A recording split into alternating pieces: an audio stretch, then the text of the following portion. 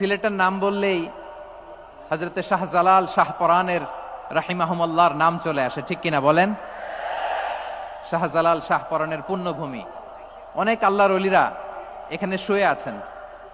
এই পুণ্যভূমিতে শুয়ে আছেন আল্লামা আব্দুল লতিফ সাহেব ফুলতুলি রাহিমাহুল্লাহ, ঠিক কিনা বলেন?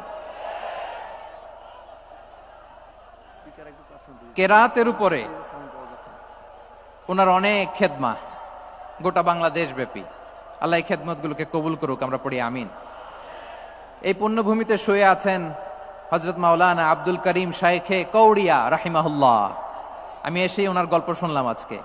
এই পুণ্যভূমিতে শুয়ে আছেন হাফেজ মাওলানা নুরউদ্দিন গহরপুরী রাহিমাহুল্লাহ। এরকম অনেক নাম না জানা আল্লাহর ওয়ালিরা, সাধকরা, ওলামায়ে হযরত এই পুণ্যভূমিতে শুয়ে আছে এই সিলেটে। আমরা সকলের জন্য দোয়া করি আল্লাহ তাআলা ওনাদের খেদমতগুলোকে কবুল করে নেক, কোরআনের নূর দিয়ে তাদের কবরগুলোকে আল্লাহ তাআলা মুনাওয়ার করে দেক। আমরা সবাই পড়ি আমিন।